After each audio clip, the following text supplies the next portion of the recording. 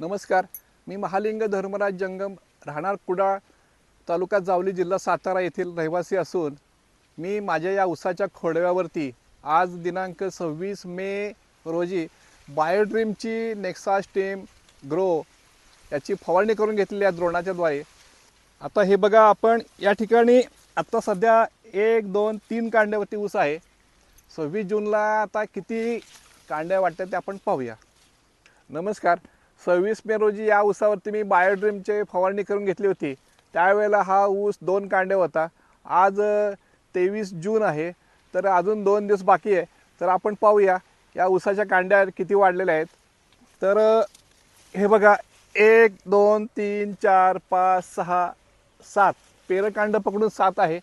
आणि या ऊसाची पेराची लांबीसुद्धा वाढलेली आहे आणि त्यानंतर ऊसाचे फुटवेसुद्धा भरपूर आहेत आणि पानाची रुंदी तुम्ही पाहाल तर पानाची रुंदीसुद्धा वाढलेली आहे।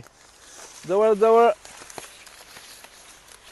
आता आपण पाहिलं तर 3 बोटावरती याची म्हणजे जवळजवळ 4 बोटं म्हणलं तरी हरकत नाही।